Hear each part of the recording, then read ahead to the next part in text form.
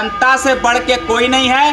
कोई अगर हमारे लोगों के घर उजाड़ने का कार्य करेगा तो आप ईंट से ईंट छोड़ दो, हम इनकी लंका में आग लगा देंगे, इनकी लंका में आग लगा देंगे।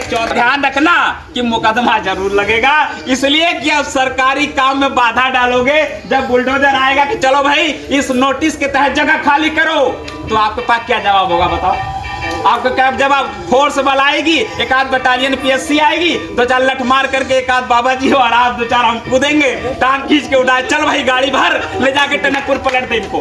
भाई ये होगा तो हम कह रहे हैं देखो इलाज ये नहीं है कि हमको ले आके टनकपुर पलट दोगे, ये इलाज नहीं। हम टनकपुर से भी पैदल खेतों खेत जंगल जंगल भाग के फिर यहीं आएंगे, और फिर तुम लगा के हमको जेल भेजोगे तो जेल से जमानत करा के भी फिर यहीं आएंगे। अब इतना अगर तुम जो है तुर्रम खा हो, बब्बर शेर हो, तो जाओ हम भी सवा शेर और तुम सवा शेर हो तो हम डबल शेर हैं। जाओ, तुमको लड़ेंगे, तुमसे तुमको भगाएंगे। और इस क्षेत्र में हमारे बंगाली समुदाय को, क्योंकि बंगाली समुदाय ने तुमको आशीर्वाद देके वो पहुंचा दिया ऊपर, वो एकदम। अब ऊपर से ये कह रहे हैं इनको हटाओ, जैसे मंत्री ने हम पे लगवाया, इन माननीय मंत्री ने, इन मंत्री को हम 2027 में अगर यहाँ से दौड़ा दौड़ा के न भगाया जाए तो आप कह देना कि हाँ कैसे। जब हमारी जमीनों को पक्का नहीं कर सकते तो हमारी जमीनों को छीनने वाली एक है कौन? सवाल ये बनता है कि हमारी जमीनों को ये पक्का जब नहीं कर सकते तो हमारी जमीनों को छीनने का हक इनके पास किसने दिया? बाद हमारा वोट जब नेताओं को पड़ता है तो वो पक्का पड़ता है, और जब वोट पड़ के वो राजा बन जाता है तो उसके बाद हमारी जमीन पे निगाह मारता है कि कच्चा हो गया। तो ये अन्याय कतई बर्दाश्त नहीं होने देंगे।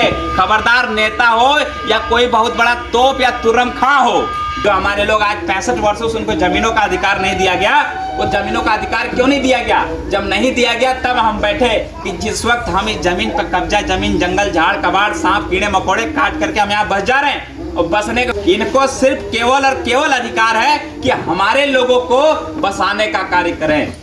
एक भी परिवार अगर इनकी कलम से उजड़ा तो इसका मतलब ये है कि हमारे लोग नहीं है, ये समाज के गद्दार हैं। ऐसे समाज के गद्दारों को बिल्कुल हटाना और इसके खिलाफत करने की बिल्कुल अति आवश्यकता है। हम उसके लिए दिन और रात, जैसे हम 21 माह से नगर पालिका में घर नहीं देखा मैंने आज तक, और लोगों को, हमारे बंगाली समुदाय के लोगों को कुछ परिवार को उजाड़ने का कार्य जो किया जा रहा है, उनको हटाने का जो कार्य किया जा रहा है, हम होने नहीं देंगे किसी हद तक। जितना भी हमसे हो सकेगा, आप हमसे जिस भी तरीके से सहयोग के लिए कहेंगे, हम हर तरीके से तैयार हैं। आप 12 बजे रात में कह के देखिए, दिन तो छोड़ दीजिए, आप 12 बजे रात में कहेंगे, हम 12 बजे रात में आपके लिए तैयार हैं। और आज ही से जमीनी मालिकाना हक को लेके 21 माह से धरने पे बैठा हूँ, और जिस पे आज तक कोई सुनवाई नहीं की गई। इसमें 3 मांगों को लेकर मैं धरने पे बैठा। वो विवाद आपको ध्यान होगा सौरभ बहुगुणा जी वाला, जिसमें मैंने सिर्फ सवाल ये पूछा था विधायक जी से 2021 में 15 अगस्त को कि क्या लाइट और नाली और नल लगा देने से विकास हमारा हो जाएगा क्या इसी मुद्दे पर माननीय विजय बहुगुणा जी और सौरभ बहुगुणा जी आज चुनाव लड़े? नल नाली और सड़क बना देने से अगर हमारे समाज का विकास हो जाता तो आज ये लोग उजड़वाने वाले कौन लोग हैं? इसे हम भगाएंगे और जवाब हम लेंगे इनसे कि तुम हमारे लोगों के खून के प्यासे हो। हमारे लोगों पे मुकदमा लगा लगा के अगर हम न्याय मांगेंगे तो मुकदमा लगाओगे हम पर, हमें हो ना? तो जाओ, मैं गारंटी से कह रहा हूँ कि मुकदमा लगेगा, और लगेगा तो कोई दिक्कत नहीं, हम भी आपके साथ हैं। अगर 12, 13, 14 मुकदमा दर्ज है तो 16वां मुकदमा हमारे ऊपर भी लगेगा। जाओ, हमें निश्चिंत, हम कोई फिक्र नहीं। बताओ, लड़ने के लिए तैयार हो ना? ये डंपर पे बैठे आदमी को नीचे वाले नहीं दिखते हैं। नीचे वाले इसलिए नहीं दिखते कि भाई ये सस्ते लोग हैं, और हमने जब इनको ऊपर बिठा दिया तो यही सस्ते लोग हमारे लिए कबाड़ बन गए। ये मंत्री के लिए बन गए रोड़ा कि भाई इनको हटवाओ।